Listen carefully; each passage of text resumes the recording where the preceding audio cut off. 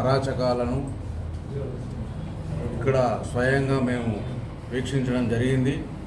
తెలంగాణ చేనేత ఐక్యవేదిక పక్షాన రాష్ట్ర కమిటీ అందరం కూడా ఈరోజు సిరిసిల్ల సురేష్ గారికి మద్దతుగా మా కుల బాంధవులందరం కూడా రావడం జరిగింది. మరి ఇక్కడ జరుగుతున్న పరిణామాలను ఒకసారి పరిశీలన చేసినట్లయితే ఒక వివక్ష ధోరణితోని ఒక కలుషిత వాతావరణంలో సమానత్వం లేని రీతిలో ఇక్కడ అధికారులు అధికార గణం కూడా పూర్తిగా మంత్రి గారికి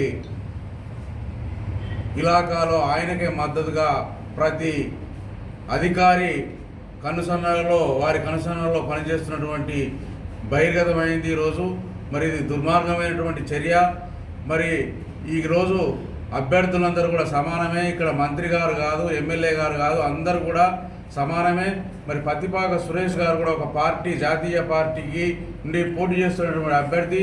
మరి అలాంటి అభ్యర్థికి కూడా కటౌట్లో విషయంలో, పర్మిషన్ల విషయంలో మంత్రి గారికి ఏ రకంగా అయితే పర్మిషన్ ఇచ్చిర్రో సురేష్ గారికి కూడా అదే రకంగా పర్మిషన్లు ఇవ్వాలి. ఇవ్వని పక్షంలో నిజంగా కూడా వివక్ష చూపిస్తున్నటువంటి వాతావరణం కనిపిస్తుంది. ఆయన మీద పోలీసుల జులుము, రౌడీ షీటర్ లాగా తీసుకుపోయి కొట్టడము, ఇవన్నీ చూస్తున్నటువంటి పరిస్థితిలో మరి నీకు నిజంగా ఈరోజు మా కుల బాంధవులను చూస్తే భయమేస్తుందా అని నేను కేటీఆర్ని సందర్భంగా నేను అడుగుతా ఉన్నా.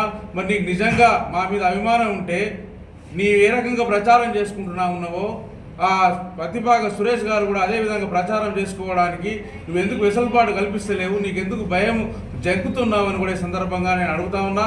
మరి ఈరోజు రాష్ట్రంలో పరిణామాలను గమనించినట్లయితే ఈరోజు రాష్ట్ర ప్రజానీకం మొత్తం మార్పు కోరుకుంటా ఉన్నారు.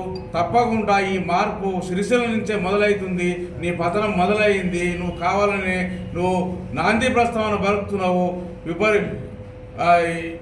ఏమంటే ఈరోజు సిరిసిల్లలో కేటీఆర్ అఘాయిత్యాలు, కేటీఆర్ ఆగడాలు చూస్తూ ఉంటే ఆయనని ఓటమి భయం వెంటాడుతూ ఉంది.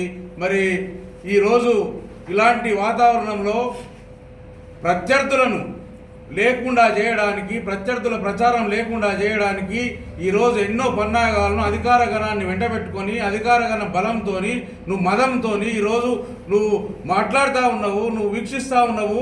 నువ్వు ఈ రకమైనటువంటి చర్యలను మేము ఈ సభాముఖంగా ఖండిస్తూ ఉన్నాము.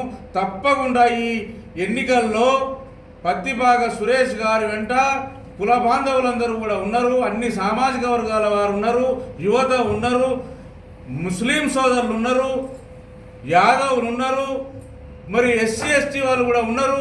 మరి ఇలాంటి యువకుని స్థానిక నాయకత్వాన్ని కోరుకుంటున్న సందర్భంలో నీకు సమాచారం అందింది. తప్పకుండా ఇక్కడ సురేష్ గారితో నాకు భయం ఉందనే ఆలోచనతో ఇవన్నీ చేపిస్తున్నాను కూడా సందర్భంగానే మనవి చేస్తా ఉన్నా. ఇలాంటి దుర్మార్గమైనటువంటి చర్యలకు నువ్వు మానుకోకపోతే నీకు ఇంకా కూడా ఇక్కడ భవిష్యత్తు లేదుగా. ఇది ఆఖరిసారి, చివరిసారి.